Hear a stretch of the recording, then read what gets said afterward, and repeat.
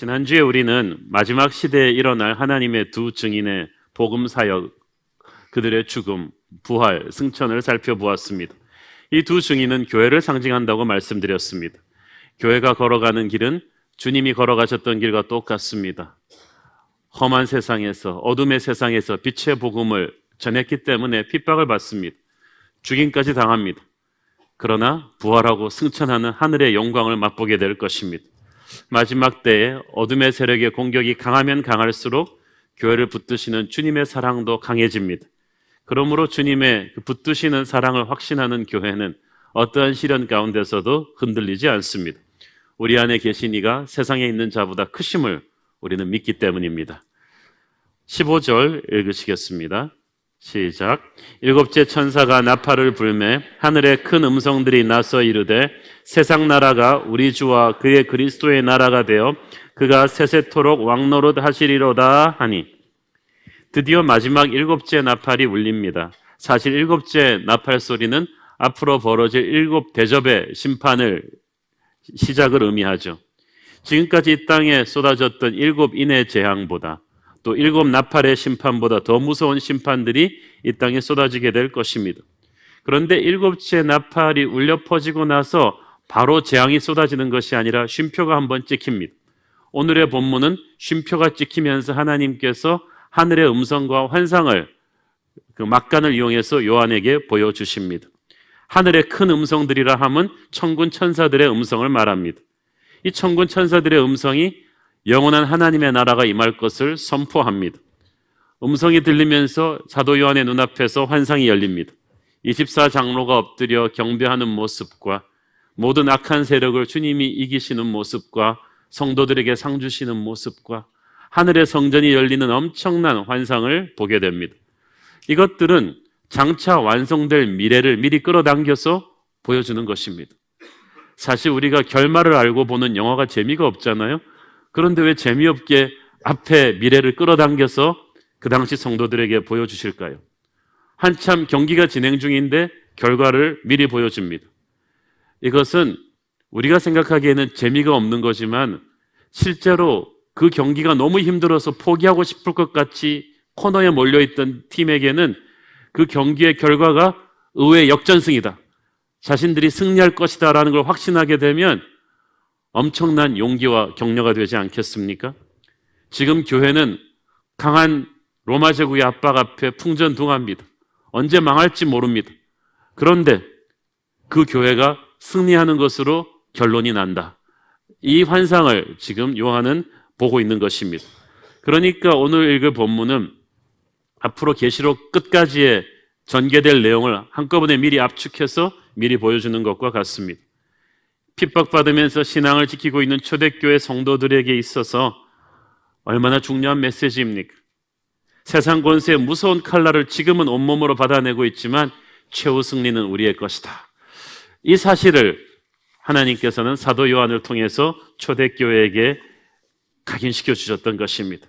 어린 양의 보혈로 거듭난 하나님의 백성들에게는 어떠한 시련이 온다 할지라도 이 또한 잠시 지나가리니 최후의 승리는 우리의 것이다. 축복의 미래가 온다는 것을 확인해야 되는 것입니다. 15절 하반부에 보면은 세상 나라가 우리 주 그리스도의 나라가 된다고 합니다. 주님의 나라가 임하신다는 약속입니다. 이 세상 나라는 지금 우리가 보고 있는 나라입니다. 대한민국 정부입니다. 그 당시는 로마 제국이었겠죠. 그 당시 로마 제국은 교회를 핍박하던 나라였습니다. 어둠의 권세인 마귀가 장악하고 있는 나라였습니다. 예수님을 따르는 성도들에게 마귀가 장악하고 있는 세상에서 사는 것 너무 힘든 일입니다. 이 세상을 지배하고 있는 가치가 하나님의 나라의 가치관이 전혀 다르기 때문에 무서운 영적인 전쟁이 충돌하기 때문입니다. 하나님의 나라 사람들이 살아가면서 눈에 보이지 않는 이 치열한 영적인 전쟁터에 그대로 노출되어 있습니다. 사는 게 전쟁입니다. 그런데 마지막 나라에는 마지막에 그 최후의 심판날이 오면은 그 영적인 전쟁이 종식됩니다. 끝난다는 겁니다. 더 이상 갈등이 없습니다. 그 세상 나라가 하나님 나라 앞에 완전히 패배되는 것입니다. 흡수되는 것이 아니라 하나님의 나라가 완전히 세상 나라를 부수고 새로운 나라로 우뚝 서게 됩니다. 세상 나라가 그리스도의 나라가 된다. 그러면 이때까지 그리스도께서는 그럼 세상 나라에는 전혀 영향력이 없었는가? 그건 아닙니다. 원래 이 세상 나라, 이 천지 만물이 다 하나님의 통치 안에 있었는데 사단이 반역을 일으켰고 인간에게도 죄를 지어서 타락시킴으로써 자기 반역의 하수인으로 만들었습니다. 그래서 세상 권세를 잡았습니다. 하나님께서는 무슨 이유에서인지 그 반역의 세력을 잠시 동안 가만 놔두셨습니다. 그리고 우리를 이 세상에 살게 놔두셨습니다. 그러나 장차 그리스도께서 재림하시는 그날은 그 반역의 세력이 완전히 쓸려나가게 되죠. 세상 나라가 없어집니다. 하나님의 나라가 완전히 통치하게 됩니다. 그때는 어떠한 반대 세력도 허용하지 않는 하나님의 깨끗한 통치가 이루어진다는 뜻입니다. 우리가 자주 외우는 주기도문의 끝부분에 주의 나라 임하옵소서라는 구절이 있습니다. 그 말은 우리가 이 세상에 살면서 해야 될 중요한 사명이 하나님의 나라를 갈망하는 것입니다. 천국 지향적으로 살아가는 것입니다. 발은 이 땅을 밟고 있지만 저 높은 곳을 향해서 바라보고 살라는 거예요. 세상의 모든 동물은 땅을 기게 만들어졌고 얼굴이 땅을 향하게 만들어졌는데 우리 인간들은 하늘을 향하게 만들어졌습니다. 우리의 눈은 항상 영혼을 바라보아야 합니다. 천국을 바라봐야 합니다. 이 세상에 너무 살기 좋아져서 이 세상이 천국인 양 착각하기 시작하면 신앙의 타락이 일어납니다. 그 당시 초대교회는 세상이 너무 힘들어서 핍박이 심해서 위기였는데 요즘은 세상이 너무 달콤해져서 위기입니다. 한국이 살기 좋게 되면서 한국교회 강단에서 천국 설교, 지옥 설교가 사라지고 있습니다. 사람들이 더 이상 영혼을 갈망하지 않아요. 그러나 요한계시록을 설교하면서 저는 다시금 여러분에게 강조하고 싶습니다. 죄 많은 이 세상은 우리의 집이 아닙니다. 우리가 바라봐야 될 곳은 이 땅이 아니라 천국입니다. 여러분의 꿈은 이 땅에서 더 높은 평수의 아파트로 옮기는 것이 아니고 더 높은 직위로 승급하는 것이 아니고 영원한 하늘의 나라에 상급을 쌓아두는 것입니다. 이것을 목표로 신앙생활을 해야 우리의 신앙생활이 병들지 않습니다. 새로운 교회의 목표는 더 큰 교회를 만드는 것이 아니라 그 하나님의 나라의 영광을 가슴에 품은 거룩한 교회가 되는 것입니다. 세상 정권의 향방에는 그렇게 큰 관심을 가지 않으셔도 됩니다. 안철수의 새정치가 아니라는 것을 이제는 다들 아시고 계실 것입니다. 해 아래 새 것이 어디 있겠습니까? 죄인들이 다시 조합을 다시 새롭게 맞추는 것뿐이죠.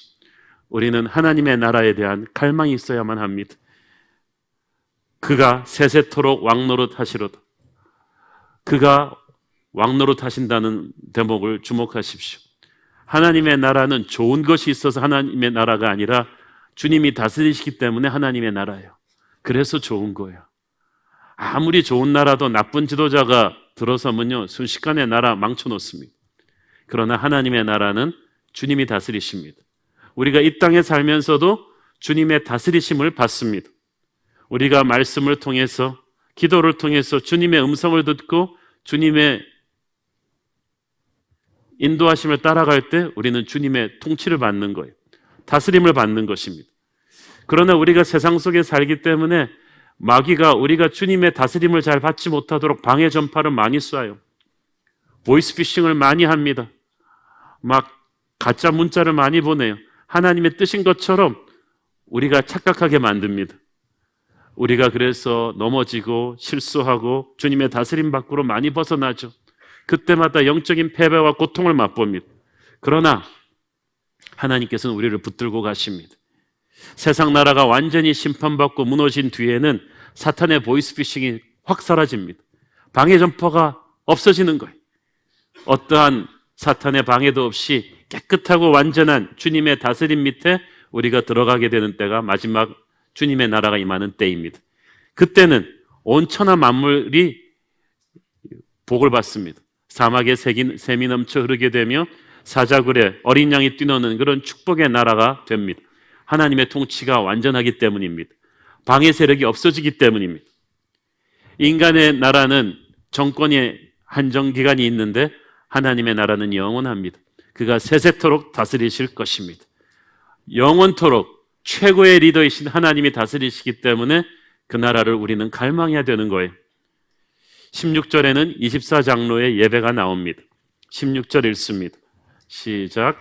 하나님 앞에서 자기 보좌에 앉아있던 24장로가 엎드려 얼굴을 땅에 대고 하나님께 경배하여, 전에 우리는 이 계시록 4장에 이 24장로가 등장하는데, 이 24장로는, 천국의 24장로는 신구약 시대의 모든 하나님의 백성들을 대표하는 사람들이라고 제가 말씀드렸죠. 계시록 4장에서는 이 24장로가 눈처럼 하얀 어린 양의 보혈로 씻겨진 흰옷을 입고 보배로운 금면류관을 쓰고 앉아 있었다고 했습니다. 오늘 본문에서는 그 장로들이 각각 자기 보좌에 앉아 있었다고 했어요. 하나님의 약속대로 왕노릇하게 되는 거예요. 이 메시지가 당시 초대교회 성도들에게는 얼마나 감동이었겠습니까? 그 당시 초대교회 성도들은 대부분 가난하고 초라했습니다. 세상에서의 위치나 대접이 형편없었습니다. 요즘은 그렇지 않잖아요? 저희 교회 교인들만 해도 굉장히 괜찮아 보이시잖아요? 우리 교회 주차장에 나가면 뭐 현대백화점 주차장과 비슷할 정도로 좋은 차들도 많고 멋있습니다. 그러나 그 당시 초대교회 주차장은 그렇지 않아요. 주차장도 없어요. 차들이 없어가지고. 그 당시 크리스찬이다 그러면은 예수 믿기 때문에 직장 잃은 사람, 밥 제대로 못 먹는 사람, 감옥에 갔다 온 사람, 고문당한 사람, 친족이 끌려가서 죽은 사람, 사회 최하위층이었어요. 그러니까 얼마나 자존감이 낮았겠어요. 그런데 그 자존감이 나는 크리스찬들에게 하나님께서 보여주시는 이미지가 이것입니다. 너희들은 달라. 너희들에게는 전혀 다른 운명이 기다릴 거야. 저것이 나의 자녀들이 천국에서 누리게 될 영광이야. 너희들은 보배로운 사람들이야. 저렇게 고귀한 아름다운 옷을 입고 금면류관을 쓰고 지상의 그 어떤 왕도 누리지 못했던 영광과 권세를 너에게 줄 것이다. 그러므로 지금 로마의 왕에게 절하지 않아서 당하는 그 핍박과 그 가난함 때문에 기죽지 말아라. 금방 지나가는 이 짧은 세상살이에서 헐벗고 굶주린 것 때문에 위축되지 마라. 세상 그 어떤 제왕도 누리지 못할 영광으로 너희들을 옷 입혀줄 것이다. 바로 이 메시지를 하나님께서는 24장로의 모습을 통해서 초대교회 성도들에게 전하기를 원했습니다. 바로 이 메시지를 저와 여러분이 듣고 세상에서 조금 힘들어져도 위축되지 않게 되기를 축원합니다. 보좌에 앉으신 주님 앞에 24장로들이 엎드려 경배했다고 했습니다. 엎드려 경배한다는 것은 항복한다는 것입니다. 자기를 완전히 내려놓는 거예요. 예배의 기본은 항복입니다. 내가 죽는 거예요. 예배는 보는 것이 아니라 저는 예배를 본다는 한국말을 그 표현을 싫어합니다. 영화 보러 갑니까? 예배는 구경꾼이 아니라 내가 그 안에 들어와서 항복하는 거예요. 내가 죽는 거예요. 그러므로 나는 아무 문제 없다. 나는 그냥 잠깐 주님의 도움이 필요할 뿐이다. 이런 교만한 마음은 결코 예배자가 될 수가 없습니다. 나는 이대로 안 된다. 그래서 나의 자존심과 교만과 분노와 더러움과 마음속의 죄악들로 가득 찬 옛사람이 완전히 죽어야 예배가 시작되는 거예요. 우리는 세미나 들으러 온 게 아닙니다. 내가 모르니까 새 지식을 배워가겠다고 온 게 아니라 우리는 죽으러 온 거예요. 내 옛사람이 죽고 그리스도의 보혈의 능력으로 성령의 새 사람으로 태어나는 것입니다. 예배는 재물이 필요한데 재물은 우리 자신입니다. 재물은 살아있는 재물 없습니다. 다 죽입니다. 예배자는 죽어야 합니다. 옛사람이 죽어야 돼요. 엎드려 경배한다는 것은 내가 죽으면서 내 삶의 주도권을 완전히 주님께 드린다는 뜻입니다. 항복했으니까 이제 항복한 나라는 완전히 점령국에 다 맡기는 거예요. 그 나라 정치, 교육, 경제 어떻게 할 건지 다 점령국이 와서 다 결정합니다. 우리가 항복했다는 것이 바로 그 뜻입니다. 이제부터 예배자는 나가서 내가 삶을 사는 게 내 마음대로 할 수 있는 게 아무것도 없어요. 항복했다는 것은 주님이 내 삶을 주도하시게 내어드린다는 뜻입니다. 예배를 드린 자는 어떻게 돈을 쓰고 어떻게 배우자를 대하고 어떻게 자녀를 키우고 어떻게 사업을 할 것인지를 100% 주님의 결정에다 맡깁니다. 기도해 보지 않고 함부로 결정하지 않습니다. 그래서 진짜 예배를 드리는 사람은 인생을 사는 것이 달라지게 될 것입니다. 진짜 예배자는 자신의 삶의 모든 영역을 주님의 다스림 밑에 놓는 사람입니다. 24장로들이 오직 하나님께 경배합니다. 저는 이 요한계시록의 예배마다 계속 강조되는 포인트는 하나님이 그 예배의 중심이십니다. 처음부터 끝까지 하나님 중심입니다. 천군 천사와 장로들 모두 하나님만 바라보고 있습니다. 하나님의 위대하심만을 찬양합니다. 예배드리는 인간이 얼마나 편하고 기분 좋고 이런 게 상관이 없습니다. 그런데 오늘날 우리의 예배 기획은 너무 사람 중심이에요. 그래서 마치 소비자 마케팅 하는 것 같아요. 어떻게 하면 성도들이 편하게 예배드리게 할까? 그래서 의자도 좋은 걸로 해드리고 쿠션으로 해드리고 막 주차도 잘 안내해드리고 냉난방 잘하고 조명도 만들고. 근데 제가 요즘 가만히 생각해 보니까 우리가 너무 스스로를 스포일 시키고 있어.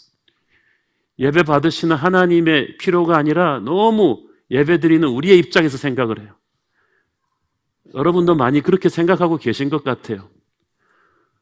그러니까 예배 드리러 오셔가지고 여러분이 자기가 무슨 서비스를 받아온 분으로 생각합니다. 많은 성도들이 그래서 이 교회 저 교회 쇼핑을 다닙니다. 누가 나의 입맛을 맞춰줄 것인가?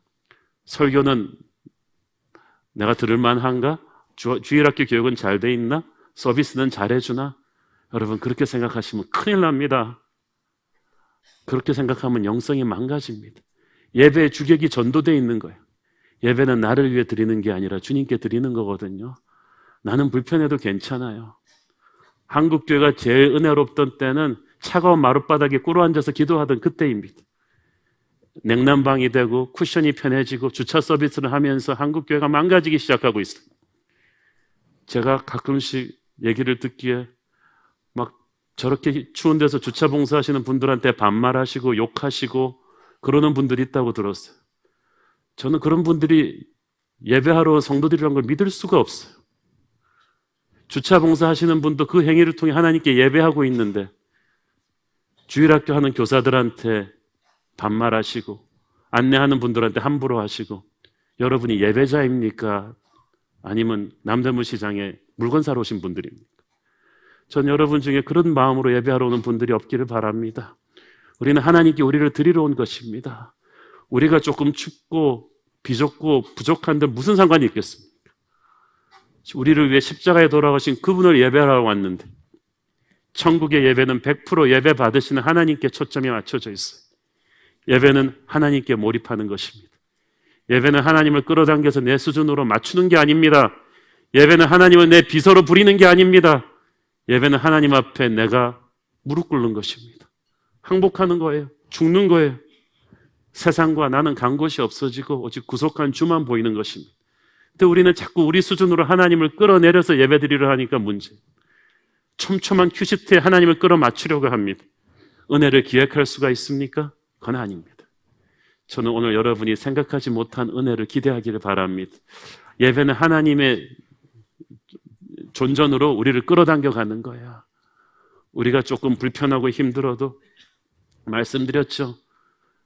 지난 2000년 동안에 박해받는 국가에서 기독교인들이 체포된 것은 90% 예배드렸기 때문입니다.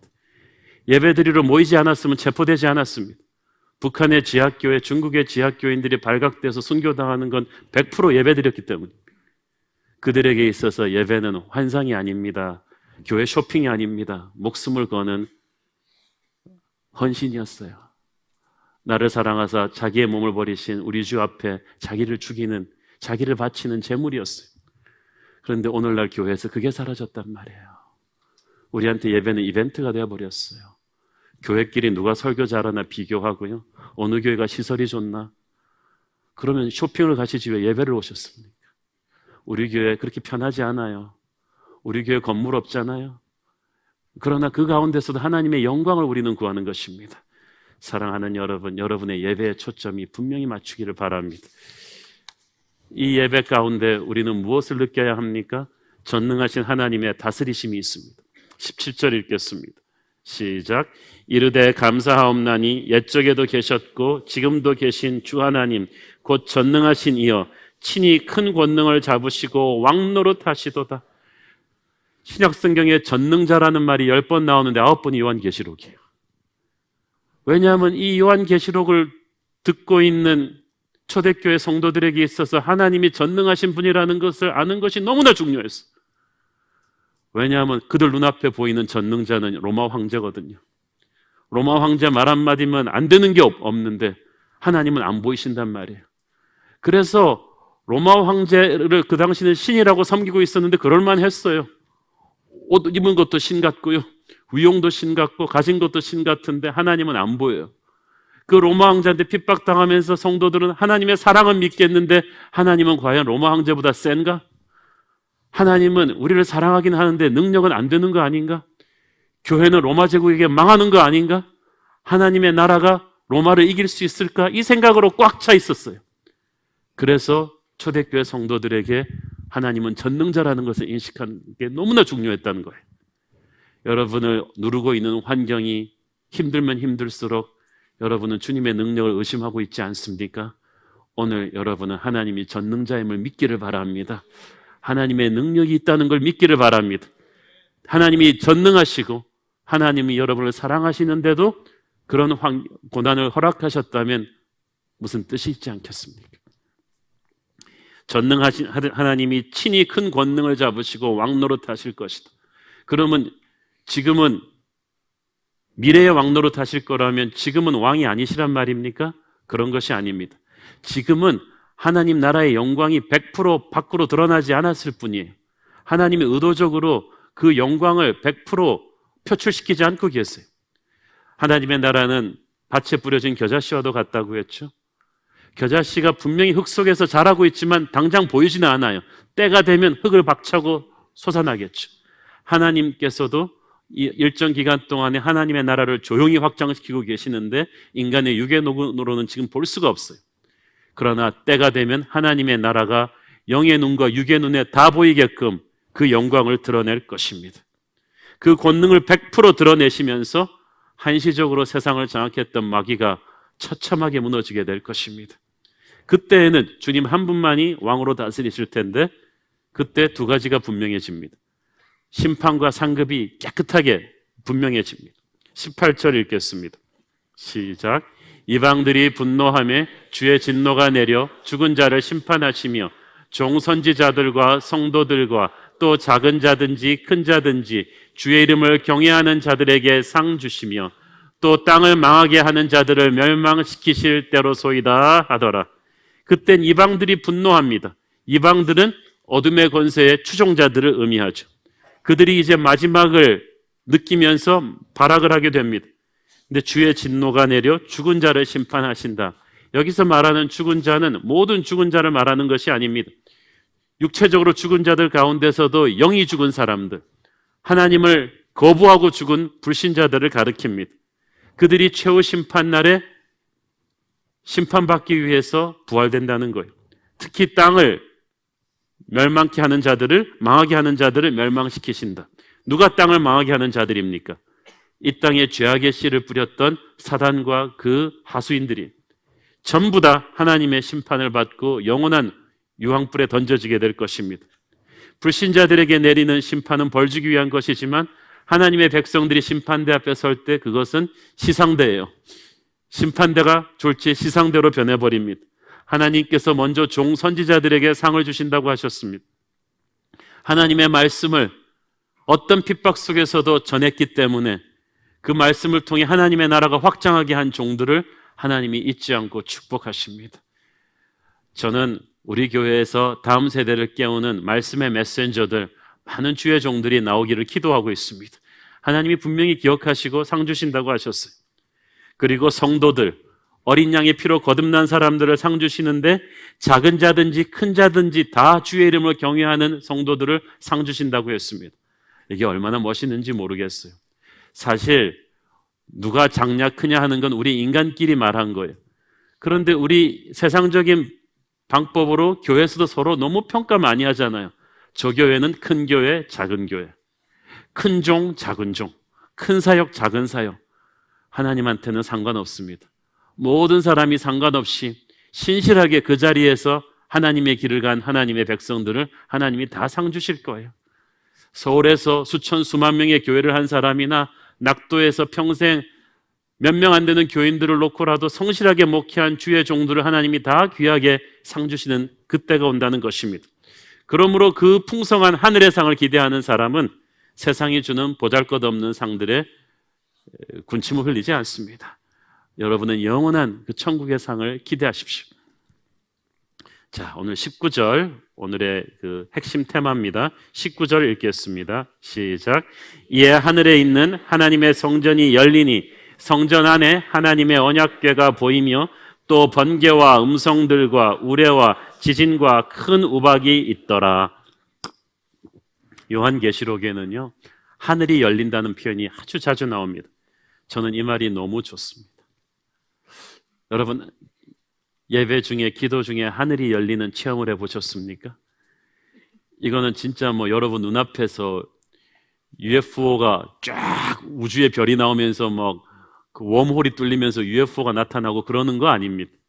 우리의 영으로 느끼는 하나님의 영광을 보는 거예요. 감격스럽습니다. 전혀 다른 세계로 들어가게 됩니다. 예레미야서 33장 3절 시작. 너는 내게 부르짖으라. 내가 내게 응답하겠고 내가 알지 못하는 크고 은밀한 일을 내게 보이리라. 기도하는 자에게, 예배하는 자에게 열어주는 이 세계가 내가 알지 못했던 크고 은밀하고 엄청난 영적인 세계라는 거예요. 하늘문이 열리면서 하나님이 행차하십니다. 우리가 기적을 믿지 않는 세대에 살고 있어요. 평균 교육 수준이 너무 높아져서 그런가 봐요. 너무 과학이 발전돼서 그런가 봐요. 그러다 보니까 전능하신 하나님을 믿는 크리스찬들도 기적을 잘 믿지 않아요. 구하지도 않아요. 그냥 상식적으로 세련되게 믿습니다. 그러나 신앙이라는 것은 원래 초자연적인 거예요. 우리 같은 사람이 예수 믿었다는 것이 기적이고요, 우리 같은 죄인들을 위해서 주님이 돌아가시고 우리를 선택하셨다는 것이 기적입니다. 이런 홍해가 갈라지는 이런 역사는요, 하늘문이 열려야 일어나는 것입니다. 우리의 삶에서 하늘문이 열릴 때 우리는 진짜 신앙이 뭔지를 알게 됩니다. 크고 작은 하나님의 기적을 하늘문이 열릴 때 분명히 우리는 체험하게 되는 것입니다. 하늘문이 열리면 정말 소망 없었던 우리의 가정이 회복이 되기 시작합니다. 하늘문이 열리면 내 친구는 나를 배신하고 떠났는데 생각지도 않은 하나님의 사람들이 와서 나를 도와줍니다. 하늘문이 열리면 귀신이 떠나고 천사가 옵니다. 하늘문이 열리면 그토록 끊지 못했던 술, 담배가 스르륵 떠나가 있는 것을 느끼게 됩니다. 도박 중독이, 음란물 중독이 끊어지기 시작합니다. 자유함을 느낄 것입니다. 하늘문이 열리면 첩첩산중으로 꼬여있던 여러분의 사업에 돌파구가 생겨요. 하늘문이 열리면 병든 자가 회복이 됩니다. 하늘문이 열리면 침체된 교회에 부흥의 불이 일어납니다. 하늘문이 열리면 소망이 없던 가문에 빛이 오기 시작합니다. 오늘 저와 여러분에게 하늘문이 열리는 체험이 있게 되기를 바랍니다. 신앙은 이런 걸 기대하는 거예요. 그냥 상식적으로 똑같다면 왜 예수를 믿습니까? 왜 예배를 드립니까? 여러분이 하늘의 문을 열 때는 여러분 수준으로 올라가는 어떤 걸 보는 거예요. 한계 상황을 뛰어넘는 것입니다. 3차원 신앙이 4차원 신앙으로 점프합니다. 하늘문이 열리는 것을 체험한 사람은 성경 밖에 있다가 성경 안으로 쑥 들어가게 됩니다. 성경을 무조건 읽는다고 성경 안에 있는 게 아닙니다.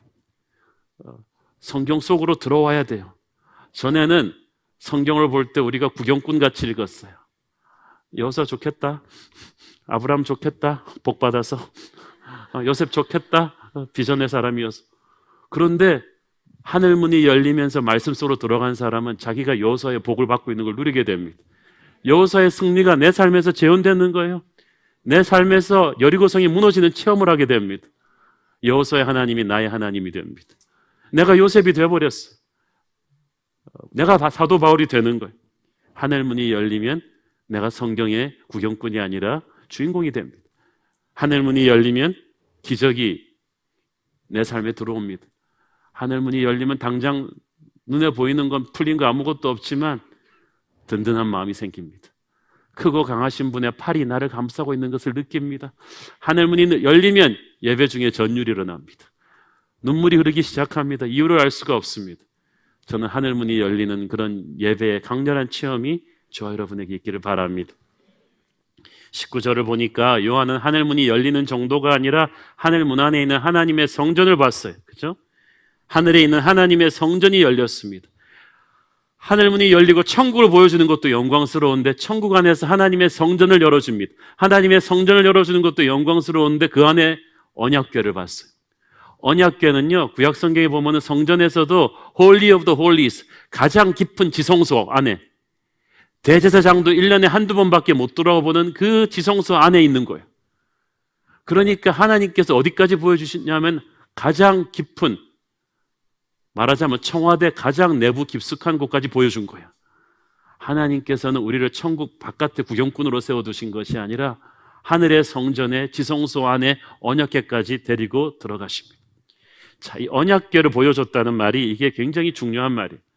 언약궤 여러분 아십니까? 이 구약 성경에서 이 언약궤는 하나님의 궤라고 불렸던 장방형 상자인데 아카시아 나무에다가 사방에 금으로 도금을 했습니다.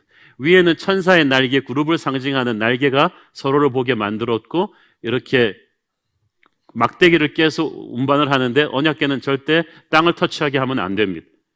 그런데 중요한 건 이 언약궤 안에 있는 세 가지 물건이에요. 이스라엘 사람들은 다 알고 있어요. 언약궤 안에 세 가지 물건이 있는데 십계명을 새긴 두 돌판이 있고, 그 다음에 아론의 쌍난 지팡이가 있고 만나가 있습니다. 이 세 가지가 가지고 있는 공통점이 있어요. 십계명을 새긴 이 두 돌판을 다른 표현으로는 두 번째 돌판이라고 합니다. 첫 번째 돌판은 어떻게 됐을까요? 깼어요. 누가 깼나요? 찰튼 헤스턴이 깼어요? 모세가 깼습니다. 성질나서 그냥 깬 겁니까? 아니죠. 십계명을 받는 그 거룩한 때에 황금송아지 우상 숭배하고 있는 그것을 보고 분노해서 깨버린 거예요. 그래서 이스라엘 사람들이 이걸 두 번째 돌판이라고 부를 때마다 그들은 무엇을 생각했으면 했습니까? 첫 번째 돌판은 너희의 우상 숭배가 깬 것이다. 그럼에도 불구하고 너희들에게 말씀을 주시는 하나님의 은혜예요. 자, 이 만나는 뭡니까? 40년 동안 이스라엘 사람들을 먹여 살린 양식입니다. 만나를 먹으면서 이스라엘 사람들이 항상 감사했나요? 40년 동안 내리 그냥 불평불만 계속했어요. 그렇다고 하나님이 중간에서 만나를 끊으셨습니까? 기분 나빠? 파업해버려? 의사들도 파업하는데 나도 파업할 거야 하고 하나님이 파업하시지 않고 인간의 불평 원망에도 불구하고 계속 자신의 백성을 먹여 살린 것입니다. 아론의 쌍난 지팡이는 언제 생겼나요? 고라 자손들의 대반역이 있었을 때, 하나님의 지도자 모세 아론의 권위에 불같이 대들었을 때 수천 명이 죽었어요. 그때 하나님께서 아론의 권위를 증명해 주시면서 지팡이는 죽은 나무인데 싹이 나게 하신 거예요. 그것은 하나님의 권위, 하나님의 사람의 권위에 거역하는 인간의 반역에도 불구하고 부어주시는 하나님의 은혜였습니다. 그러니까 이 언약궤 안에 있는 이 세 가지 물건은 하나님의 전능하심을 입증하는 물건인가 동시에 인간의 연약함을, 인간의 그 죄성을 그대로 고발하는 물건이기도 했어요. 자, 그런데 그 다음부터 중요합니다. 언약궤의 뚜껑을 보시겠습니다. 이 뚜껑에 보면은 양옆에 서로 마주보고 있는 날개를 펼치고 있는 그룹이 있다 그랬죠. 여기를 가르쳐서 쉬운 자라고 합니다. 은혜가 내리는 자리라는 것이. 대제사장이 들어오면은 어린 양의 피를 여기다 붓습니다. 그것은 언약궤 안에 들어있는 그 세 가지 물건이 가지는 공통점. 인간의 그 연약함과 그 죄성에도 불구하고 하나님의 어린 양의 보혈로 이걸 덮어주시고 하나님이 끌고 가신다는 거예요. 너희들의 부족함 때문에 하나님의 언약을 깨지 않겠다는 거예요. 그래서 언약궤는 우리의 부족함에도 불구하고 우리를 안고 가시는 하나님의 임재예요. 너와 함께 하겠다는 동행하심입니다. 그것을 이 힘든 시절을 살고 있는 초대교인들한테 하나님께서 지금 보여주고 계십니다. 최악의 상황은 최상의 은혜를 필요로 하거든요. 로마 제국의 압박 안에서 거의 죽어가는 초대교회 성도들에게 하늘 문을 여시고 하늘 성전을 여시고 지성소를 여시고 지성소 안에 있는 언약궤까지 보여주시는 그 까닭은 어떤 힘든 일이 있어도 하나님이 너와 함께 할 것이라는 하나님의 약속이었어요. 너희들은 보배로운 백성이라는 거예요. 최악의 상황에 있는 사람들은 깊은 예배를 체험해야 살아날 수가 있어요. 최고의 은혜가 없으면 이 무서운 시련의 시간을 이겨낼 수가 없어요. 그래서 여러분의 인생을 누르는 이 고난이 크면 클수록 어떻게 해야 돼요? 여러분은 그 고난보다 더 큰 은혜를 체험해야만 합니다. 그래서 인생이 고통스러울 때는 기도할 때요, 예배할 때인 것입니다. 이 놀라운 하늘의 예배를 체험한 요한은 달라졌을 거예요. 초대교회는 달라졌을 거예요. 왜냐하면 인간은 자신이 예배하는 대상에게 전염되거든요. 아이돌 스타 팬들이 몇 년 동안 밥 먹고 이 아이돌 스타만 계속 따라하면요, 나중에 얼굴 표정도 비슷해집니다. 그런데 우리가 살아계신 하나님을 날마다 제대로 예배하면, 하늘 문이 열리는 영광의 예배를 체험하고 나면요, 그 영광에 전염되지 않을 수 있겠습니까? 모세가 그렇게 예배드리고 나왔더니 얼굴에서 그 광채가 났다고 했어요. 저는 여러분의 얼굴에서 광채가 나기를 바랍니다. 현실은 힘든데 우리도 지금 하늘 문을 열고 하늘의 영광을 체험해야만 하는 것입니다. 하나님을 깊이 예배하고 나면 하늘의 영광으로 빛날 거예요. 우리는 우리의 피상적인 예배를 깨버리고 정말 하나님 중심에 내가 하나님 앞에 제물로 죽어버리는 그 예배를 드려야만 합니다. 그렇게 드리고 나면 하나님께서 자신의 가장 깊은 곳을 보여주십니다. 예배의 핵심에 언약궤가 있어요. 하나님의 마음이 있습니다. 우리의 그 불평불만을, 우리의 반역을, 우리의 그 영적인 독성을 덮어주는 하나님의 은혜가 그 언약궤 위에 있어요. 그 사랑으로 하나님이 우리와 함께 하겠다는 거예요. 사랑하는 여러분, 이 예배를 체험하고 나면 우리의 인생이 달라질 것입니다. 정말 모든 것이 쉽지 않은 시대입니다. 어느 직업, 어느 연령층이건 요즘 힘들지 않은 사람 어디 있습니까? 아치 않은 순간에 모든 것을 다 잃고 벼랑 끝으로 떨어질 수가 있습니다. 매 순간이 위기입니다. 이 위기의 때는 하늘의 문을 열어서 예배하는 사람만이 이겨낼 수가 있습니다. 우리는 비록 광야 같은 세상에 있지만 하늘의 영광을 바라보아야만 합니다. 저는 우리 새로운 교회가 그냥 좋은 교회가 아니라 하늘의 영광을 보게 해주는 그런 거룩한 교회가 되기를 원합니다. 하늘의 문이 열리고 거기서 가득한 하나님의 영광을 본 사람은 어떤 불가능한 상황도 돌파할 수 있는 거룩한 배짱이 생깁니다. 영적인 내공이 쌓이는 거예요. 상황이 터졌을 때 기도하면 이미 늦습니다. 지금부터 기도해야 합니다. 예배해야 합니다. 하늘의 문을 열어야만 합니다. 이 자리가 하늘로 올라가는 기도의 향기가 있는 예배자들의 자리이기를 바랍니다. 기도하겠습니다. 사랑하는 아버지, 은혜를 감사합니다.